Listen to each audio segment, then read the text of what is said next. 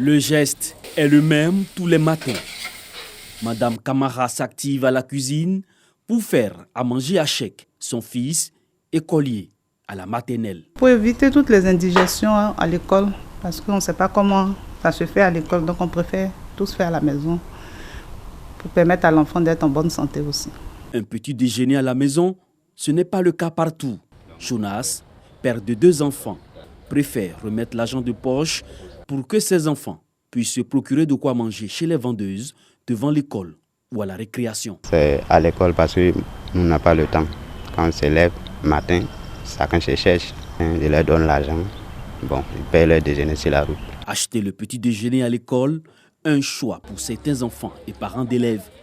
Une opportunité d'affaires pour ces restauratrices de circonstances qui ignorent parfois les règles en termes d'équilibre alimentaire. Les enfants préfèrent ça. C'est avantageux et puis on gagne plus en temps. À la maison ou à l'école, prendre le petit déjeuner est bien nécessaire pour l'apprenant. Il est préférable que l'enfant prenne le petit déjeuner à la maison. Là, lorsqu'il arrive en classe, il a le temps de participer aux activités.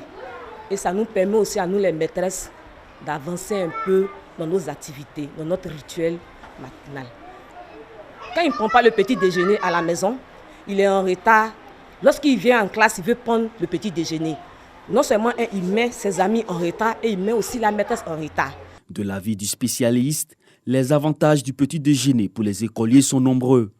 Mais il faudra faire attention à la santé de l'enfant. Lorsque l'enfant doit acheter de la nourriture dehors, mais on ne connaît pas la qualité de cette nourriture-là.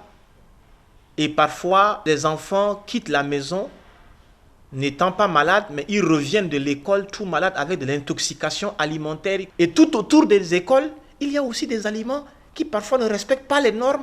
Et donc, on propose plusieurs gammes de produits qui sont tellement sucrés, raffinés, avec beaucoup des additifs alimentaires qui ne sont pas homologués.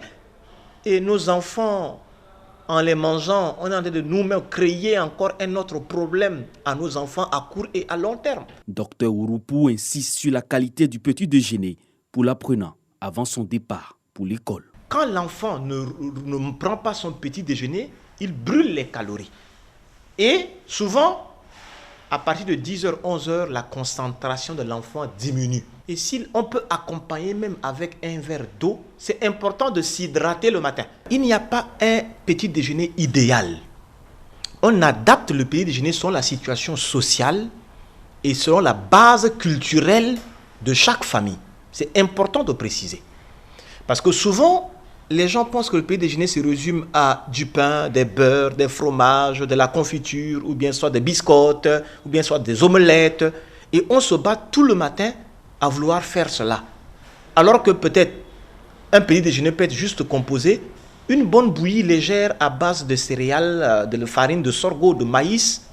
Ça peut même être aussi à base de flacons d'avoine qu'on peut donner.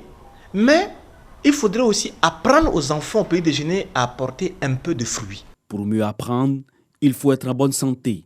Cependant, le petit déjeuner pour l'enfant à la maison comme à l'école doit tenir compte des normes de qualité et d'hygiène.